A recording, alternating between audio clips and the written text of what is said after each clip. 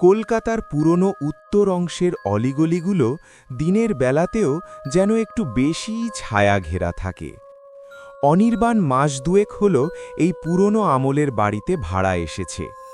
মেঝের লাল পাথর আর কড়িকাঠের সিলিং সব মিলিয়ে বাড়িটার মধ্যে একটা আভিজাত্য আছে, কিন্তু তার সাথে মিশে আছে গুমোট এক অস্বস্তি।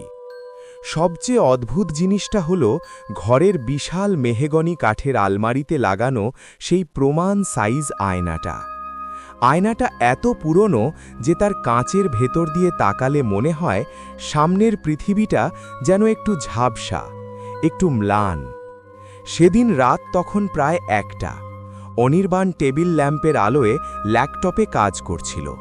হঠাৎ তার মনে হলো ঘরের কোণ থেকে কেউ তাকে লক্ষ্য করছে। ঘাড় ঘুরিয়ে দেখল কেউ নেই, কিন্তু আয়নার দিকে চোখ পড়তেই ওর মেরুদণ্ড দিয়ে একটা হিমশীতল স্রোত বয়ে গেল।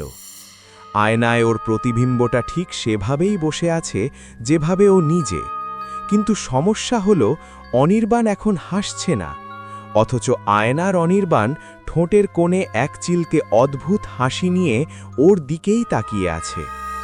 অনির্বাণ চোখ কচলাল। মনের ভুল, হয়তো ক্লান্তির ফল। ল্যাপটপ বন্ধ করে ও শুয়ে পড়ল। পরদিন রাতে বিভীষিকা আরও বাড়ল। মাঝরাতে জলের তৃষ্ণায় ঘুম ভাঙল অনির্বাণের।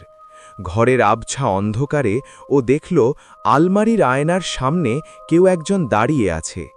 প্রথমে ভাবল চোর, কিন্তু মানুষটা যখন ধীরে ধীরে ঘুরে দাঁড়ালো, অনির্বাণের চিৎকারটা গলায় আটকে গেল। আয়নার ভেতর থেকে যে লোকটা বেরিয়ে আসার চেষ্টা করছে সে হুবহু অনির্বাণ, কিন্তু তার গায়ের চামড়া যেন শুকনো পাতার মতো ফ্যাকাশে, আর চোখ দুটো একদম মণিহীন, কুচকুচে কালো। সবচেয়ে ভয়াবহ ব্যাপার হল বাস্তব অনির্বাণ আতঙ্কে বিছানায় সেদিয়ে আছে, কিন্তু আয়নার সেই অস্তিত্বটি ধীরে ধীরে আয়নার ফ্রেম ধরে বাস্তবের মেঝের ওপর পা রাখল। কাঁচের ঘর্ষণে এক তীক্ষ্ণ শব্দ হতে লাগল, যেন কেউ ধারালো নখ দিয়ে পাথর ঘষছে। তুই তো অনেক দিন এই শরীরটা ভোগ করলি, ফিসফিস করে বলে উঠল ছায়াটা।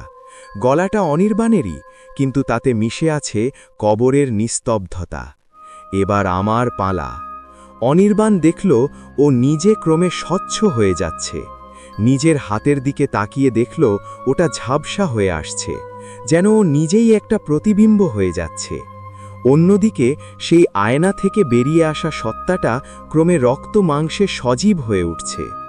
অনির্বাণ চিৎকার করতে চাইল, কিন্তু ওর মুখ থেকে কোনো শব্দ বেরোল না। ও বুঝল আয়নাটা আসলে কেবল কাঁচ নয়, ওটা একটা দরজা, আর আজ রাতে সেই দরজা দিয়ে জায়গা বদল হয়ে গেছে। পরদিন সকালে কাজের মাসি এসে দেখল অনির্বাণ খুব খোশ মেজাজে গান গাইতে গাইতে চা খাচ্ছে। মাসি একটু অবাক হয়ে বলল, দাদাবাবু, আজ আপনাকে কেমন যেন অন্যরকম লাগছে দেখতে। অনির্বাণ আয়নার দিকে তাকিয়ে একবার হাসল। আয়নার ভেতর অন্ধকার কোণে একটা ঝাপসা অবয়ব তখন অসহায়ভাবে কাঁচের দেওয়ালে হাত চাপড়াচ্ছে, কিন্তু বাইরে থেকে কেবল একটা জমাট বাঁধা কুয়াশা ছাড়া আর কিছুই দেখা যাচ্ছে না। অনির্বাণ উত্তর দিল, না মাসি, আজ নিজেকে একদম নতুন মনে হচ্ছে।